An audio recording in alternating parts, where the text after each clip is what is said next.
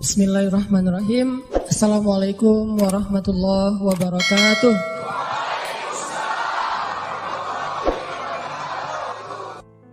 Kita akan ngebahas teknis untuk bisa menghijrahkan status dengan melobi langit.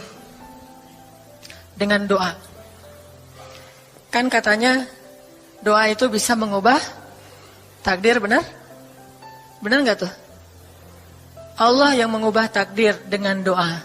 Jadi bukan doa mengubah takdir, tapi Allah mengubah takdir dengan doa. Dan takdir itu bisa dirubah-rubah. Suka-suka Allah dong. Orang Allah yang nulis takdir, yamhullahu ma yasha'u wa yuthbit, kata Allah. Allah bisa menghapus apa yang Dia tulis dan bisa menetapkan.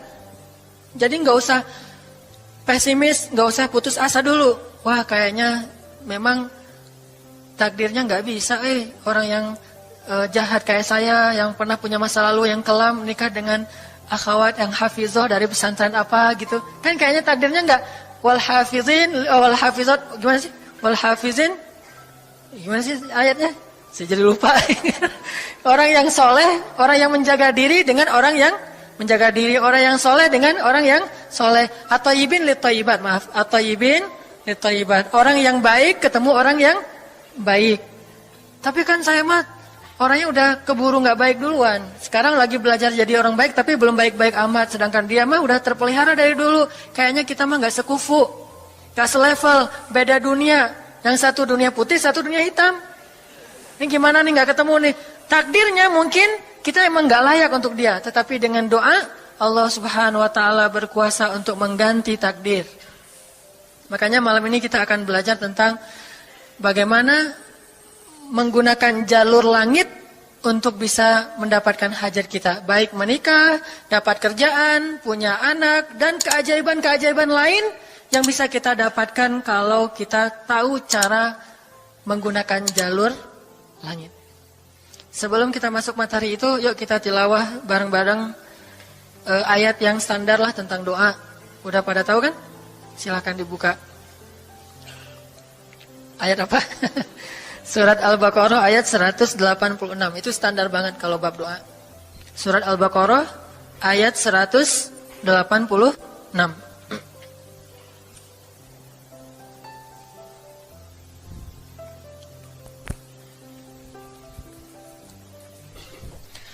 A'udzu billahi minasy syaithanir rajim. Enggak?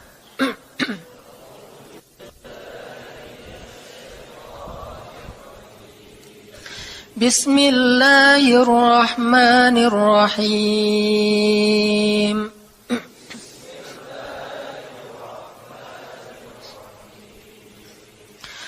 Wa idza sa'alaka 'ibadi 'anni fa inni qarib.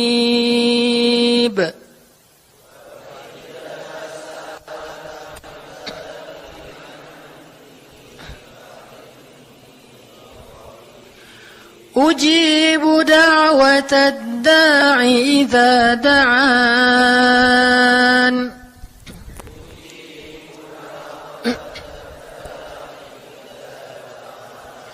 Falyastajibu li wal yu'minu bi la'allahum yarshudun.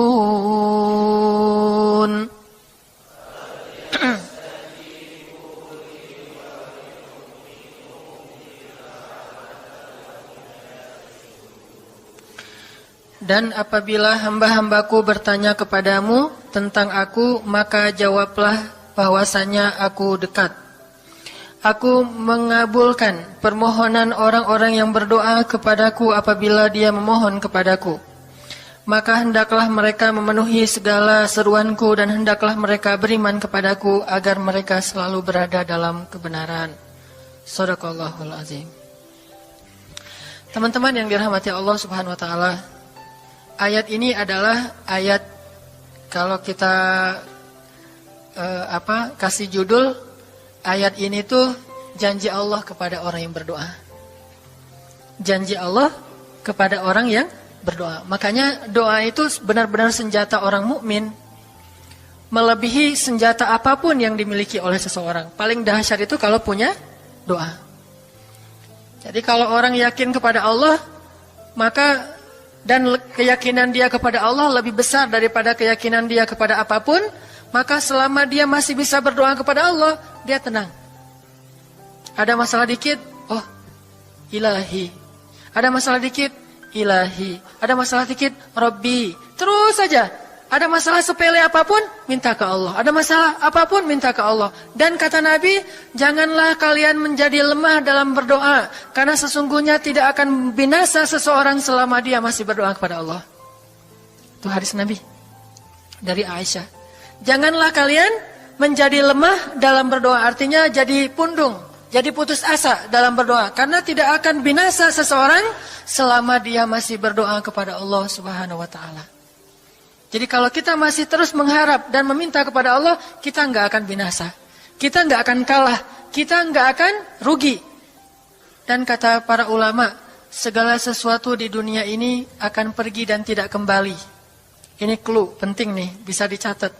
Segala sesuatu di dunia ini akan pergi dan tidak akan kembali kecuali doa. Dia pergi dan dia pasti akan kembali. Segala sesuatu kalau udah pergi di dunia ini, nggak akan kembali lagi. Kalau pergi di sini maksudnya pergi kepada Allah. Tapi kalau doa pergi ke Allah, dia pasti akan balik lagi kepada yang meminta. Satu-satunya yang pergi ke Allah dan kembali di dunia ini hanyalah doa. Makanya ayat ini kalau kita kasih judul adalah janji Allah kepada hambanya yang berdoa. Allah berjanji, apa kata Allah? Inni qaribun. Aku itu dekat. Maksudnya nggak mungkin aku nggak dengar doa kalian. Begitu kita berdoa, kita pikir, Allah dengar nggak ya? Jangan-jangan kok doa saya belum diijabah, kayaknya Allah nggak dengar yang kemarin, saya harus keraskan lagi suara saya. Nggak, inni qarib. Arti inni qarib, aku itu dengar banget apa yang kamu ucapkan. Nggak usah diucapkan, di dalam hati aja Allah udah dengar. Siapa yang pernah berdoa di dalam hati terus langsung Allah ijabah? Rasulullah. Coba teman-teman buka awal juz kedua. Ayat surat Al-Baqarah ayat 144. Itu gara-gara Nabi ada harapan di dalam hati tapi nggak berani ngomong gitu ke Allah. Cuma dipendam di dalam hati doang. Tapi langsung diijabah oleh Allah. Ayat surat Al-Baqarah ayat 144. Allah berfirman, "Qad nara taqalluba wajhika fis samaa." فَلَنُوَلِّيَنَّكَ قِبْلَةً تَرْضَاهَا فَوَلِّ وَجْهَكَ شَطْرَ الْمَسْجِدِ الْحَرَامِ وَحَيْثُ مَا كُنْتُمْ فَوَلُّوا وُجُوهَكُمْ شَطْرَهُ وَإِنَّ الَّذِينَ أُوتُوا الْكِتَابَ لَيَعْلَمُونَ أَنَّهُ الْحَقُّ مِنْ رَبِّهِمْ وَمَا اللَّهُ بِغَافِلٍ عَمَّا يَعْمَلُونَ. Jadi ceritanya, orang Yahudi suka menghina kaum muslimin gara-gara orang Islam kalau sholat waktu itu masih menghadap ke Al-Aqsa, Palestina. Jadi kata orang Yahudi itu, lihat orang Islam mah fake. Suka niru. Kita sholat menghadap Al-Aqsa, mereka sholat menghadap Al-Aqsa. Berarti agama mereka itu adalah agama yang meniru agama kita, nggak original. Sering diperolok-olok, setiap kaum muslimin sholat dihina sama mereka. Akhirnya Nabi ngerasa sedih. Wah, gimana ya caranya? Sehingga setiap sore Nabi berdiri di suatu bukit, kemudian lihat ke langit. Cuman nggak ngomong, gini aja ke langit. Membatin, bayangin. Pernah nggak teman-teman membatin ke Allah? Ini yang harus kita coba lakukan. Belajar membatin kepada Allah. Itu romantis banget. Jadi duduk sendiri. Allah, ngomong gitu dalam hati. Dan yakinlah ini qarib, Allah tuh dengerin. Jangan pikir saya kayak ngomong sendiri, kayak orang kurang waras. Enggak, Allah itu mendengar. Jadi kita batin aja sama Allah, ngomong dalam hati. Ya Allah, saya tuh lagi gini, ada masalah. Ngomong dalam hati kita. Please Allah, please gitu ya. Nah, Itu kalau kita membatin, inni qaribun wa asirru qaulakum aw ijharu bih innahu alimun bidzatis sudur. Jadi Nabi nggak enak mau ngomong, ya Allah tolong dong pindahin kiblat dari Masjidil Aqsa ke Masjidil Haram. Soalnya daripada dikata-katain melulu sama orang Yahudi, mau ngomong kayak gitu tuh nggak enak sama Allah. Malu Rasul ke Allah. Masa kiblat aja minta dipindahin. Akhirnya Nabi cuma ngelihat ke langit aja tiap hari. Udah selesai pulang. Besok lihat lagi ke langit. Turunlah ayat ini. Sesungguhnya kami telah melihat bagaimana kamu selalu menengadahkan wajahmu ke langit. Maka kami palingkan kiblat ke arah yang kamu sukai. Coba lihat. Turun wahyu untuk merespon doa Nabi yang bahkan belum diverbalkan. Belum diucapkan dengan kata-kata tapi Allah udah ngerespon. Ini kan keajaiban doa nih. Cuman kita seringnya ngerasa udah minta berkali-kali kok nggak dikasih-kasih. Kita belajar sekarang. Rasul nggak usah minta pakai verbal, cuman membatin doang dalam hati, Allah udah ngasih. Pernah nggak teman-teman ngerasa kayak gitu? Ada kepengen sesuatu, tiba-tiba terwujud. Pernah kan? Tapi kepengennya yang baik-baik. Pengen misalnya, aduh, saya pengen banget umroh, cuman mau ngomong kayak gitu mah, saya mah orangnya kayaknya nggak mungkin bisa umroh kalau ngandalin harta. Orangnya nggak mampu, kerjanya juga pas-pasan, gimana mau umroh untuk makan aja susah. Tapi pengen banget dalam hati kita. Dan itu rindunya tuh rindu banget. Setiap kali ngelihat video atau tayangan di TV tentang umroh dan haji, menitikkan air mata. Saking kangennya ke Baitullah. Allah tahu itu dalam hati kita. Tiba-tiba ada jalan. Ada aja jalannya. Dan bisa dikasih sedekah, bisa juga hadiah, bisa juga door prize, bisa juga macam-macam. Pokoknya ada jalan aja, tiba-tiba bisa umroh. Dan saya sering banget membawa orang umroh. Di antara jamaah itu selalu ada 1 atau 2 orang yang umrohnya itu miracle, keajaiban dari Allah. Ketika saya cari tahu alasannya apa, ternyata emang dia dari dulu pengen banget umroh. Cuman nggak bisa ngandelin hartanya, Allah kasih jalan yang lain. Bukankah Allah itu memampukan yang diundang, bukan mengundang yang mampu? Kan itu yang sering kita dengar kan? Allah tidak mengundang yang mampu, tetapi memampukan yang diundang. Kalau udah Allah undang, pasti mampu. Kalau Allah nggak ngundang, walaupun dia mampu nggak akan bisa. Jadi Allah bukan mengundang yang mampu, tetapi memampukan yang diundang. Sehingga kita kalau hati kita kayaknya pantas diundang, Allah undang tuh. Begitu juga dalam urusan rezeki. Aduh, saya pengen kerjaan yang kerjaannya itu lebih halal, lebih nyaman, bisa sholat berjamaah tepat waktu, ada waktu juga buat keluarga, bisa juga berdakwah ke teman-teman. Akhirnya membatin kita itu karena kuat banget, Allah wujudkan. Ini artinya Allah qaribun, Allah maha dekat. Sehingga kalau kita pengen doa kita itu powerful, belajar dari as-siqah billah. Tips pertama adalah as-siqah billah. Percaya deh sama Allah. Percaya sama Allah. Jangan berdoa dengan ragu-ragu. Kayak kita datang kepada seseorang untuk minjem duit, tapi kita ragu. Dia nih kayaknya orangnya susah kalau dipinjemin. Kalau minta dipinjemin gitu. Ini saya lagi ada masalah dikit nih. Boleh minta bantu nggak? Apa? Gimana ya ngomongnya? Susah ngomongnya tuh ragu-ragu gitu kan ya. Akhirnya kita ngomongnya tuh nggak enak, nggak nyaman, membuat dia juga ngasih ke kita juga ragu-ragu. Akhirnya nggak nyaman tuh hubungan kita sama dia. Tapi kalau kita yakin banget sama dia orangnya baik, kalaupun dia nggak ngasih dengan cara yang kita minta, kita yakin bahwa dia tuh pasti akan nolong kita. Sehingga kita akan curhat masalah kita itu dengan tulus. Bahwa kita punya masalah kayak gini-gini, bukannya kita mau minta-minta, cuman sifat dari manusia itu saling tolong-menolong, kita beritahu masalah kita. Dan kita yakin dia pasti akan nolong kita. Kalau nggak bisa ngasih duit, dia akan minta tolong kepada orang lain yang mungkin bisa membantu kita. Dia akan ngasih link. Dia akan memediasikan kita. Oh, aduh maaf ya saya juga lagi, sekarang lagi butuh uang. Ini lagi nabung-nabung juga. Sama, kita mah lagi sama-sama pengen hijrah status.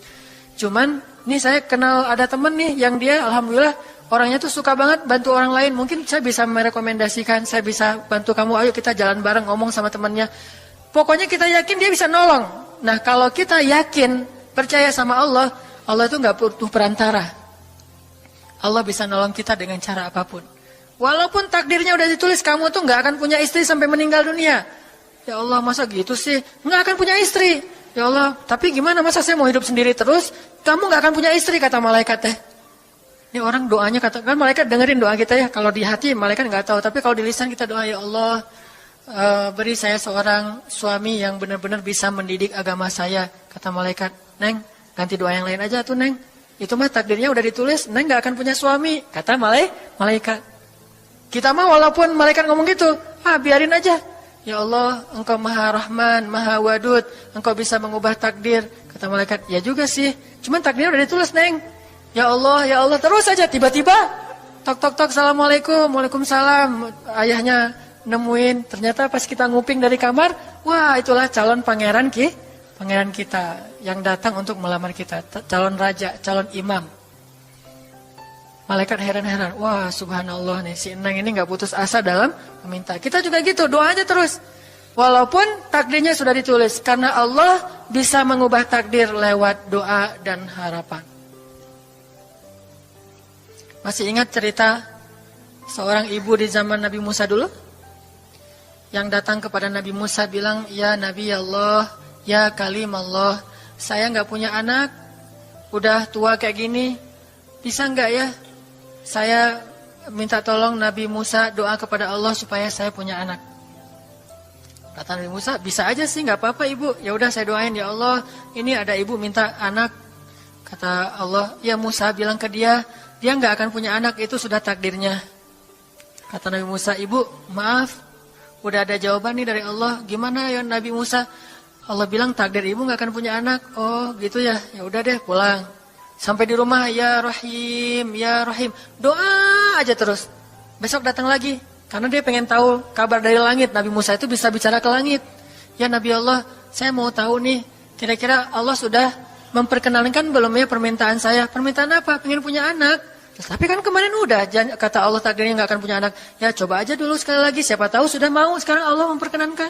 Wah ini benar-benar dia husnuzan sama Allah. Siqah, percaya sama Allah. Nggak percaya kepada yang lain, percaya sama Allah aja. Nabi Musa karena udah terus aja direngekin minta gitu, Nabi Musa bilang, ya Allah, ini ada ibu yang kemarin, gimana dong ya Allah? Kata Nabi Musa, kata Allah, ya Musa, takdirnya dia nggak akan punya anak. Bilang sama dia, ibu, udah terima aja takdir ibu nggak akan punya anak. Oh iya, pulang lagi. Ya Rahim, terus aja sepanjang malam, sepanjang hari doa. Berhari-hari datang lagi kepada Nabi Musa. Ya Nabi Allah, udah berubah belum? Udah mau belum Allah ngasih saya anak? Kan udah kemarin takdirnya, tapi coba lagi sekali lagi aja. Nabi Musa minta lagi ke Allah, kata Allah masih yang sama, pulang lagi. Nggak datang-datang lagi ke Nabi Musa. Setelah beberapa bulan, datang-datang bawa bayi. Assalamualaikum, udah semangat sekarang, beda gitu ya. Kalau dulu Assalamualaikum, melas gitu ya. Sekarang Assalamualaikum, hai Musa. Kata ibu, ibu yang kemarin? Ya itu siapa? Anak saya. Anak ibu? Anak kandung maksudnya, bukan nyuri. Nggak, anak kandung saya ini Nabi Musa. Wah, Nabi Musa nggak wah sih, subhanallah kalau Nabi Musa. Kalau saya mah wah gitu ya. Kalau Nabi Musa, Masya Allah. Nabi Musa tanya ke Allah, ya Allah, itu ibu yang kemarin katanya takdir nggak akan punya anak, kok bisa punya anak? Ceritanya gimana Allah? Ceritain dong, saya kok nggak update gitu informasinya, kata Nabi Musa. Allah ngasih update. Kata Allah, Musa, setiap kali aku bilang dia nggak akan punya anak, dia terus berdoa dengan menyebut Ya Rahim, Ya Rahim. Allah itu kan senang banget dipuji, dan Allah lebih berhak untuk dipuji. Kalau kita senang dipuji nggak baik, kalau Allah senang dipuji, emang punya hak untuk dipuji kan? Allah senang dipuji. Dia bilang Ya Rahim, kamu bilang gak akan punya anak, dia bilang Ya Rahim, terus saja berharap. Wahai Musa, sesungguhnya rahmatku mendahului takdir. Rahmatku mendahului takdir. Akhirnya dengan sifat Rahim, Allah mengubah takdir ibu ini. Walaupun secara ilmiah gak mungkin punya anak karena sudah menopause. Tetapi Allah yang memiliki kekuasaan atas segala sesuatu. Nah, tips pertama adalah kalau kita pengen doanya powerful, melahirkan mukjizat dan keajaiban, adalah at-thiqah billah, harus percaya sama Allah. Pertama, percaya bahwa Allah Subhanahu wa taala itu maha kuasa mengubah apapun yang Dia kehendaki. Apa yang Allah ingin, masya Allah kan pasti terjadi. Wa man lam yasha lam yakun. Kalau Allah nggak pengen, nggak akan terjadi. Jangan suuzon sama Allah terus bilang, nggak enak banyak minta, amal saya sedikit, mending saya beramal aja nggak usah banyak minta. Jangan memperlakukan Allah seperti kita memperlakukan makhluk. orang kalau kita banyak minta, dia akan kesulitan. Lama-lama dia akan merasa terganggu. Tapi Allah kalau nggak diminta, dia marah. Manusia kalau kita minta banyak-banyak, dia marah. Allah kalau kita nggak minta, dia malah marah. Masya Allah ya, luar biasa. Allah tuh senang banget kalau hambanya meminta. Sehingga di antara hamba yang paling Allah cintai, di antara hamba-hambanya, hamba yang paling banyak menengadahkan wajah dan telapak tangannya. Ilahi, ilahi. Minta sama Allah, Allah tuh suka banget diminta. Orang yang suka meminta itu bahasa Arabnya awwahun. Inna Ibrahim la'awwahun halim. Ibrahim itu hamba yang awwahun halimun. Awwah, halim. Halim itu artinya menahan amarah. Awwah, da'a. Da'a artinya banyak berdoa. Kalau da' itu berdoa. Kalau da'a, senang banget doa. Ada masalah dikit, ilahi, Rabbi. Ngadu aja ke Allah, manja gitu. Dan Allah tuh senang banget dengan hamba yang kayak gitu. Sehingga sampai Nabi mengatakan, mintalah kepada Allah walaupun cuman garam. Garam aja minta ke Allah. Sepele banget masalah kita. Ya Allah, mudah-mudahan nanti nggak macet ya. Minta sama Allah. Kok macet ya Allah? Ya biar kita sabar. Udah tahu jam macet berangkatnya telat gitu ya. Jangan salahin Allah. Tapi minta, bilang, biasakan kita tuh komunikasi sama Allah dengan manja. Ya Allah, mudah-mudahan saya bisa jawab ujiannya. Udah belajar sih ya Allah, cuma nggak tahu kan semuanya di tanganmu. Minta ke Allah. Bismillahirrahmanirrahim. Makan ya Allah, ini rezeki darimu. Makasih ya, makan. Kalau bahasa lainnya makasih, alhamdulillah. Alhamdulillahilladzi at'amani hadza wa razaqanihi min ghairi haulin minni wala quwwah. Hafal tuh? Kalau nggak hafal, udah aja bismillah lah. Alhamdulillah gitu. Bismillah ya Allah, Masya Allah ini rezeki darimu. Udah selesai makan, udah sendawa gitu. Alhamdulillah, Allah baik banget. Ngomong sama Allah, sering-sering komunikasi sama Allah. Dan Allah itu wa huwa ma'akum aina ma kuntum. Dia bersama kalian dimanapun kalian berada. Bersama ya, bukan ada. Kalau ada itu beda. Allah di mana-mana itu beda. Tapi Allah bersama kalian itu artinya Allah melihat, Allah mendengar, Allah menyaksikan, Allah mencatat, Allah maha menilai bersama kita. Kalau ada, dia bertempat. Sehingga nanti kalau ada anak bilang, "Mah, Allah di mana?" Allah ada di mana-mana, Dek. Tadi dia malah karena cerdas, kalau gitu di WC juga ada, kan nggak boleh kan? Ini jawaban yang keliru, kurang filsafat. Allah itu bukan ada di mana-mana. Allah bersama kita dimanapun kita berada. Itu beda. Kalau bersama, ma'iyah artinya Allah melihat, menyaksikan, mendengar, menghargai, dan terus memelihara dimanapun. Sehingga nggak usah khawatir bahwa ini mah nggak di masjid, nggak apa-apa. Selama bukan di tempat yang najis, seperti di kamar mandi atau di mana yang tempat-tempat yang nggak boleh, kita itu mah nggak. Tapi yang di tempat yang umum, di pasar, di jalan, lagi di kendaraan, di dalam masjid, di luar masjid, Allah, ilahi, Rabbi. Kalau perlu lebih manja lagi, pakai irama dikit. Allah, gitu. Kayak orang manggil temennya gitu. Atau kita miss call Allah dulu. Ya Allah, udah nggak ngomong apa-apa. Itu miss call. Miss call Allah.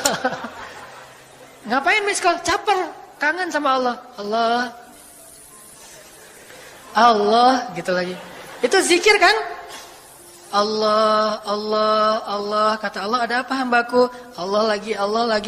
Terus saja Allah di miss call berkali-kali. Pas Allah buka, wah 100 miss call. Allah 100 kali zikir.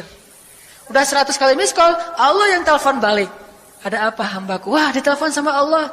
Lewat kejadian-kejadian hidup. Tiba-tiba ada kejutan dari Allah. Langsung bilang sama Allah, thanks Allah.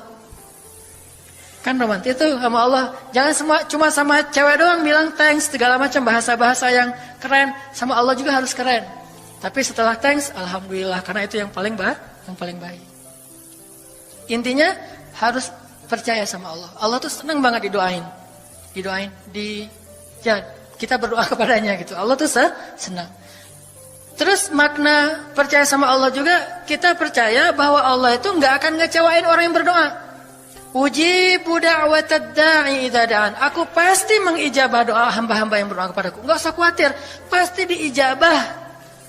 Tapi kok masih belum aja Ustaz? Nah, kita harus belajar apa itu makna diijabah. Jangan-jangan Allah udah mengijabah, kita enggak ngerti. Kayak ada analogi tentang orang yang tenggelam, terus dia meninggal sambil menuduh Allah, Allah kok nggak nolong saya? Bukankah aku sudah mengirim pelampung?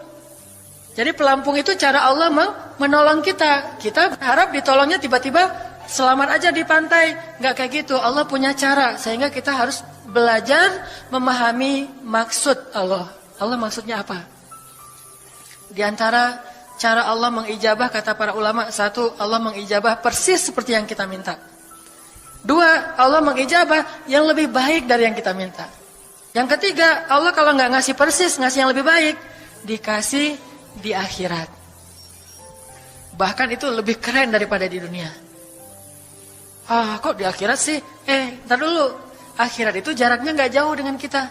Cuma 60 tahun. 60 tahun tuh cepat banget loh. Sekarang rata-rata usianya berapa? Bahaya kalau nanya usia. Kalau saya mah udah setengah, udah 30-an tahun. Teman-teman pasti masih 17 ya. Angkat tangan yang 17. Nggak ada. Di bawah 20 tahun, di bawah 20 tahun. Yang di atas 40. Gue nggak berani angkat tangan, ada sih. Artinya waktu 60 tahun itu nggak lama, sebentar doang. Jadi analoginya gini, kita lagi kuliah, pengen nikah. Terus kita naksir sama seorang cewek cantik banget. Dan saking cantiknya sampai kita cuma bisa bermimpi. Wah, saking cantiknya kayaknya nggak mungkin banget buat kita. Tiba-tiba ayahnya bilang, "Dek, kamu senang sama anak saya?" "Yang mana, Pak?" Masih nanya yang mana? Takutnya yang tadi kebalik. Ini yang lagi kuliah yang namanya si Fulanah misalnya. Sebutlah namanya Nisa apa gitu ya. Terus dia bilang, "Boleh Bapak setuju kamu nikah sama anak saya. Tapi ditunda dulu sampai kamu lulus kuliah." Kita senang gak tuh? Sampai lulus kuliah, gak apa-apa. Masa kita bilang, "Gak mau Pak kalau lulus kuliah, mending gak usah deh. Saya mau yang sekarang." Pasti gak gitu kan? Karena kita tahu ini cantik banget, keren banget, soleha banget, idola banyak cowok-cowok di kampus, dikasih buat kita. Syaratnya cuma satu, tunggu lulus kuliah 4 tahun lagi. Pasti kita akan sabar banget menanti itu. Gak mungkin kita bilang, "Pak, Bapak kalau nawar yang serius dong. 4 tahun mah lama tuh Pak." Yang kedua, tips supaya doa kita powerful. Kalau doa sama Allah itu yang romantis. Bahasa Arabnya munajat. Curhat sama Allah. Dan doa itu ibadah, bukan sekedar permintaan, bukan cuma request, tapi ibadah. Jadi kalau orang rajin doa sama Allah itu akrab sama Allah. Dan kalau akrab jadi romantis sama Allah. Enak gitu, hubungannya dengan Allah tuh adem banget, nyaman banget. Pas dia berdoa, "Ilahi," gini ngomong. Kayak Nabi Zakaria yang tadi di surat Maryam pas sholat rakaat kedua. Apa kata Zakaria? Ini bentuk curhatnya Zakaria. Qala rabbi inni wahanal azmu minni washta'ala ar-ra'su shayba wa lam akun bidu'aika rabbi syaqiyya. Nabi Zakaria doa romantis, suaranya pelan. Wadhkur fil dzikru rahmati rabbika 'abdahu Zakaria idz nada rabbahu nidaan khafiyya. Nidaan khafiyya. Zakaria tuh kalau doa tuh lirih banget suaranya. Lembut banget. Jadi duduk sendiri, "Ilahi ya Allah." Bersenandung seperti Nabi Daud. Romantis sama Allah, bukan "Ya Allah." Itu mah doa khusus untuk perang itu mah. Doain Palestina, doain Suriah itu harus tegas. Kayak Nabi kalau berdoa itu dengan menelunjuk. Kadang Nabi mengangkat tangan, kadang Nabi mengangkat kedua tangan sampai tinggi, kadang Nabi nggak mengangkat tangan, kadang Nabi memakai telunjuk. Semuanya itu sunnah. Jangan kita saling debat masalah, nggak boleh angkat tangan. Kadang Nabi mengangkat tangan, kadang Nabi tidak mengangkat tangan, kadang Nabi malah menunjuk gini. Kalau urusannya bab perang, biasanya gini. "Ya Allah, ya Allah." Bukan nyuruh Allah ya. Beda kesannya nunjuk Arab dengan nunjuk Indonesia. Kalau Arab, ngapain lo nunjuk gue? Kan gitu ya.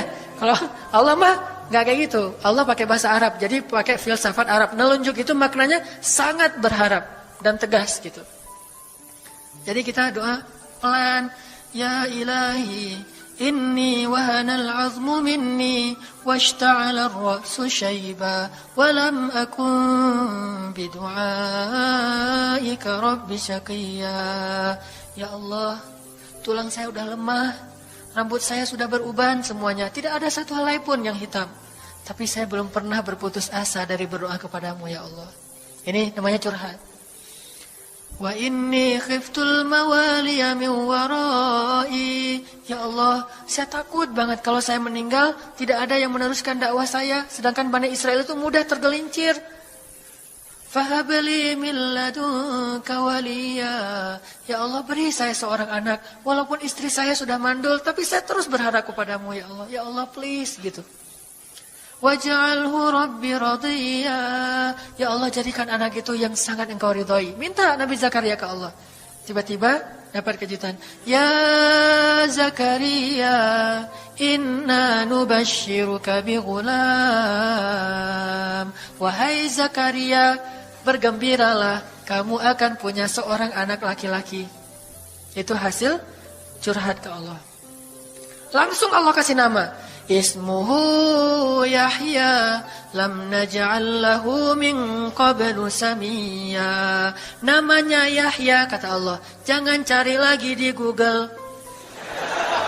Udah ada namanya tuh, nggak perlu lagi nyari di googling gitu, nama yang bagus apa gitu kan ya. Lagi serius-serius. Ismuhu Yahya, itu sebaik-baik nama, namanya datang dari langit. Ismuhu Yahya lam naj'al lahu min qablu samiyya. Belum pernah ada anak sesoleh dia di muka bumi. Wah, ini first nih, anak paling soleh. Terus kata Allah, wahananan, anaknya lemah lembut, wa zakatan, anaknya suci, wa taqiyya, anaknya bertakwa, namanya Hanan At-Taqi.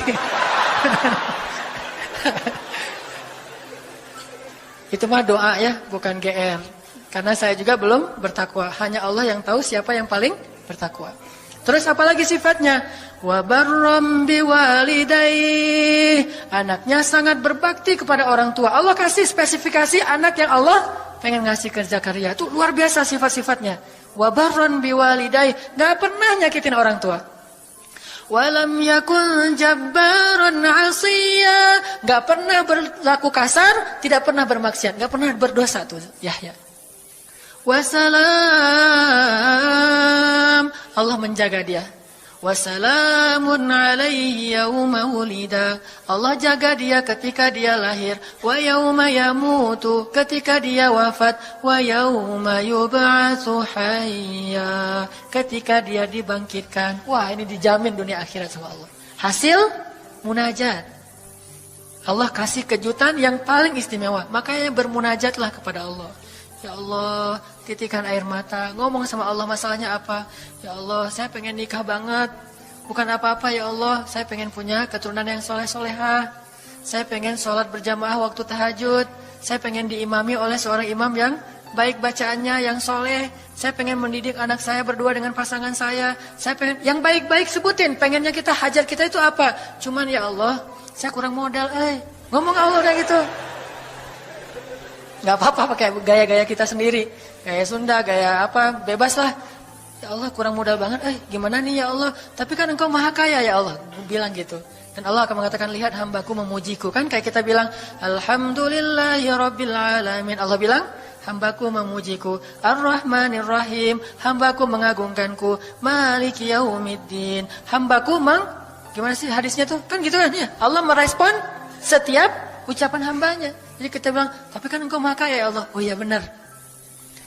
Cuman saya belum juga nemu siapa calonnya ya Allah. Nah, tapi kan engkau maha tahu ya Allah. Oh iya. Nanti Allah tiba-tiba dalam mimpi disebutin gitu. Wah, jelas spesifikasinya, wajahnya kayak gini, senyum-senyum ke kita di dalam mimpi gitu ya.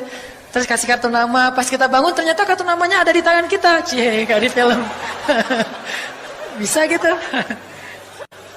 Tiba-tiba ke-save di HP kita ada nama yang saya perasaan nggak pernah nge-save nomor ini deh. Malaikat yang nge-save.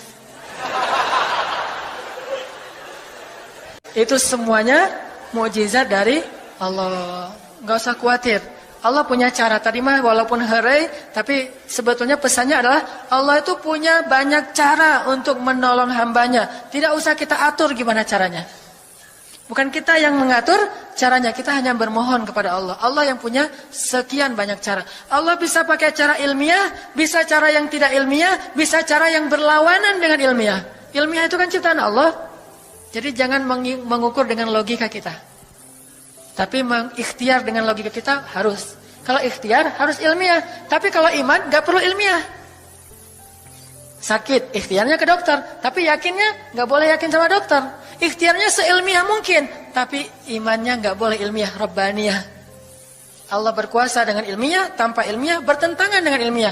Allah bisa menciptakan seseorang dari ayah dan ibunya, bisa tanpa ayah tapi punya ibu doang seperti Isa. Atau bisa nggak punya ayah, nggak punya ibu seperti Adam. Allah bisa menciptakan onta dari induknya, bisa keluar dari batu seperti untanya Nabi Soleh. Allah maha kuasa, makhluk tidak kuasa.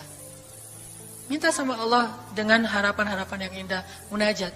Ini sekarang coba kita dengar bagaimana munajatnya Nabi ketika pulang dari Taif. Nabi itu kan sedih banget pulang dari Taif. Luar biasa dihinanya oleh orang-orang Taif. Di antara penghinaan orang Taif yang masih terekam oleh sejarah itu, orang Taif mencemooh Nabi dengan mengatakan, emangnya benar kamu itu, emangnya benar Allah mengangkat kamu jadi Nabi? Itu penghinaan. Dihina gitu. Muhammad, beneran gitu Allah mengangkat kamu jadi nabi? Kayak gak ada orang lain, kata orang Taif. Terus ada lagi yang bilang, Muhammad, kalau kamu itu seorang nabi, saya tidak berani ngomong sama kamu, nanti saya terkutuk.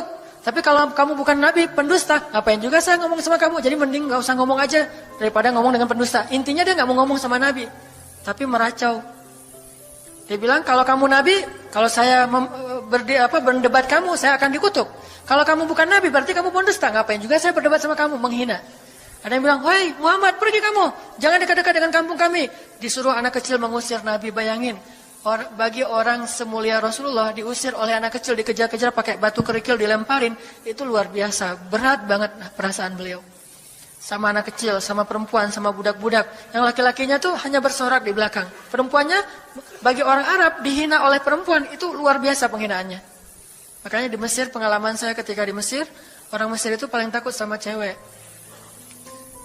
Di pasar kalau ada ibu-ibu yang belanja, Mang, bungkusin yang ini, dibungkusin. Nggak jadi deh, yang itu aja. Ya, bungkus lagi. Kayaknya nggak jadi yang itu aja. Sampai 3 kali si emangnya nggak boleh marah. Kenapa? Cewek. Itu di Mesir tuh. Kalau di kita, wah, udah habis itu. Nggak usah cewek yang sebaya, ibu-ibu aja bisa dihina di kita kan ya, nggak menghormati orang tua. Kalau di Mesir, perempuan apalagi yang udah usia orang tua itu sangat dimuliakan. Naik bus gitu. Ada ibu-ibu orang Mesir kan gede-gede tuh. Naik bus, dia naik bus aja, naik damri gitu susah. Akhirnya barang-barangnya pada diambil sama orang-orang di dalam, dia naik sendiri. Bismillah, masya Allah, gitu-gitu orang Mesir teh kalau naik damri. Pas udah di atas, semua orang berdiri mempersilahkan dia pilih tempat duduk yang mana. Itu budaya yang mungkin di Singapura juga pas saya ke Singapura kayak gitu. Tapi kok di Indonesia agak-agak jarang nih. Sering ada laki-laki muda duduk di halte atau di mana tempat-tempat umum. Sementara di sebelahnya ada ibu-ibu yang gendong anaknya. Tapi nggak ada tempat duduk. Di mana rasa malu dan rasa penghargaan terhadap perempuan. Makanya kalau sampai seorang ribut dengan perempuan di tempat umum. Itu di Mesir aib banget. Jadi kalau kita ramai sama seorang cewek atau seorang ibu-ibu di tempat umum. Pasti orang-orang Mesir akan marahin kita. Nggak marahin dia. Walaupun dia yang salah. Ya aib kata orang Mesir. Aib jangan kayak gitu, aib jangan kayak gitu. Tapi kalau kita berantemnya sesama laki-laki, dia akan bilang sallu ala nabi, selawatlah kepada nabi. Kayak gitu cara mendamaikan pertengkaran di Mesir. Dan menurut survei kecil-kecilan saya, orang Mesir itu paling sering bertengkar di bus kalau lagi bulan puasa. Lapar soalnya. Itu sering banget, asal bulan puasa ramai di bus. Wah, orang Mesir kan suaranya kencang ya, kayak singa gitu. Wah, ramai di jam 2 orang. Akhirnya yang lain bilang, sallu ala nabi. Langsung, sallallahu alaihi wasallam. Lagi. Tapi dia sempat salawat dulu. Kalau di kita kan, apaan sih? Nggak ada hubungannya juga, nggak nyambung, keles gitu. Kalau di Mesir mereka paham. Kalau dibilang nabi, langsung mereka menghargai sallallahu alaihi wasallam. Terus marah lagi. Ya Amir, sallu ala nabi, sallallahu alaihi wasallam. Lagi. Kadang-kadang saking marahnya, shollu ala nabinya sambil marah-marah, sallallahu alaihi wasallam, saya bilang juga. Jadi sampai ada yang bertengkar dua orang, disikapin dengan bijak. Orang Mesir kalau marah tuh suka bilang keledai, ya Ahmad, wahai keledai gitu. Terus yang orang bijak ini kayaknya educated dosen gitu kayaknya, dia bilang, namanya ada keledai selain engkau di sini? Terus dia bilang, nggak ada. Ada. Apapun jawabannya salah. Namanya ada keledai selain kamu di sini. Kalau dia bilang nggak ada, berarti emang kamu sendiri. Kalau dia bilang ada, berarti kamu juga keledai. Cerdas ya, luar biasa nih di Mesir. Saya dapat banyak luar biasa pengalaman. Intinya apa? Perempuan. Yang mengusir Nabi di Taif perempuan, anak-anak, budak. Coba gimana perasaan Nabi? Itu benar-benar nelangsa banget, sedih banget. Begitu turun dari Taif, Nabi SAW kemudian istirahat, habis dikejar-kejar dari pagi sampai sore di kebun kurma. Nabi lagi istirahat, terus Nabi berdoa. Nih doanya saya bacain ya. Wahai Robku, kepada engkaulah aku adukan kelemahan tenagaku dan kekurangan daya upayaku. Wahai Robku, engkaulah yang maha rahim, engkaulah pelindung orang-orang yang lemah, engkaulah penciptaku. Kepada engkau aku berserah diri ya Allah. Kepada musuh, kepada siapa engkau akan menyerahkanku ya Allah? Kepada musuh yang akan mencelakaiku, atau kepada keluarga yang akan membantu urusanku? Tapi apapun itu, tidak ada keberatan bagiku, asal engkau tidak marah kepadaku. Mau diserahin ke musuh, gak apa-apa ya Allah. Mau diserahin kepada keluarga juga gak apa-apa. Yang penting engkau gak marah ya Allah. Ini bahasa Nabi. Terus Nabi bilang, sedangkan kasih sayangmu maha luas bagiku, aku berlindung dengan cahaya wajahmu yang mulia, yang menyinari langit dan menerangi segala yang gelap. Dan atasnya lah teratur segala urusan dunia dan akhirat. Dari engkau menimpakan atas diriku kemarahanmu. Aku berlindung dari kemarahanmu ya Allah. Dari juga azab-azabmu. Kepada engkaulah aku adukan perihalku. Sehingga engkau ridho. Tiada daya dan upaya melainkan dengan kekuasaanmu ya Allah. Tapi ini kalau kita baca dengan versi Arabnya lebih romantis lagi. Versi terjemah memang agak kaku. Kalau kita tahu bahasa Arabnya, ya Allah, tidak masalah aku diperlakukan kayak gini. Tidak masalah aku diusir, aku dihina, aku disakiti, aku dilempari, aku dikejar-kejar. Yang penting engkau tidak marah kepadaku. Coba, gimana Nabi itu cinta sama Allah. Mendengar doa Nabi yang romantis banget, sambil menitikan air mata, tubuhnya banyak bekas luka lemparan batu, bajunya itu kotor. Malaikat itu sampai gak tega, sampai Jibril turun. Wahai Muhammad, kata Jibril. Ya Rasulullah, wahai kekasih Allah, kata Jibril. Allah maha mengetahui apa yang telah terjadi pada dirimu terhadap orang-orang ini. Allah telah memerintahkan malaikat gunung untuk mentaati perintahmu ya Rasulullah. Kata malaikat, jadi kayak ada seorang anak yang nangis sedih, tiba-tiba datang ayahnya ngelus-ngelus gitu, menenangkan dia. Ya Rasulullah, Allah udah memerintahkan malaikat gunung kok, jadi menghibur gitu. Jangan sedih ya Rasul, jangan sedih, gak apa-apa. Itu malaikat gunung udah siap tuh, apapun yang kamu perintahkan. Langsung malaikat gunung siap-siap gitu. Terus kata malaikat gunung, ya Rasulullah, wahai kekasih Allah, perintahkan saja kepada kami apapun. Jika engkau mau, kami akan timpakan dua gunung ini kepada penduduk Taif, sehingga mereka mati terhimpit oleh gunung-gunung yang kami timpakan. Perintahkan ya Rasulullah, perintahkan. Kata Rasulullah, tidak wahai para malaikat. Kalaupun mereka tidak beriman hari ini, aku berharap kepada Allah, anak cucu mereka kelak akan beriman. Nabi gak sakit hati kepada orang Taif. Dan Nabi juga tidak marah kepada Allah ketika beliau diperlakukan oleh hamba-hamba Allah kayak gitu. Tetapi yang penting Allah jangan marah sama saya ya. Kalau bahasa kita mah, ya Allah maaf ya saya jadi kayak gini nih. Tapi Allah gak marah kan? Gitu banget tuh sama Allah coba. Dia udah habis-habisan, kemudian belum berhasil dakwahnya, masih takut sama Allah. Kayak kita ngedakwahin teman kita, terus kita dicela sama teman kita, dimusuhi oleh teman kita gak marah sama dia, gak marah sama Allah. Gak bilang, Allah itu sih susah ya dakwah. Gak ngomong kayak gitu. Ya Allah maaf ya dia belum menerima dakwah saya. Ini pasti karena saya gak benar nih nyampainnya. Ya Allah jangan marah ya sama saya, besok saya coba lagi gitu sama Allah. Terus ke orangnya gak marah karena mungkin dia fa'innahum la ya'lamun. Mereka tidak mengerti. Besok akan dicoba lagi, didakwahin lagi, diajak lagi. Terus aja kayak gitu. Ini munajat Nabi kepada Allah SWT. Sehingga gara-gara munajat itu malaikat turun. Sama kayak munajat curhatnya Nabi Yunus. La ilaha illa anta subhanaka inni kuntu minadh dhalimin. Subhanallah. Nabi Yunus tuh bermunajat di dalam perut ikan, lirih banget, suaranya tuh pelan banget. Tapi suara yang pelan itu menggetarkan arasy Allah Subhanahu wa taala. Kita udah teriak-teriak pakai mic, enggak ada yang bergetar.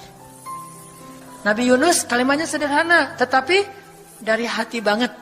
Benar-benar curhat.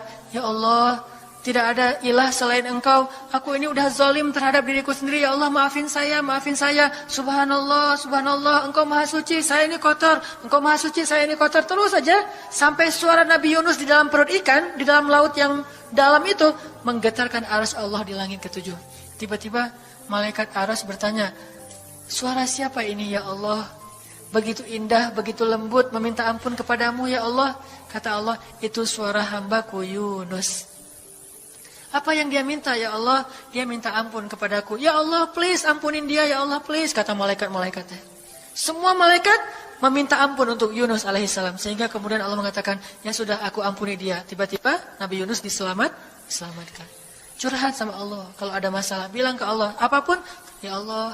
Duduk sambil bersandar di pohon. Ya Allah, coba buka surat Al-Qasas. Gimana Nabi Musa itu suka curhat kepada Allah. Surat Al-Qasas, surat 28 ya.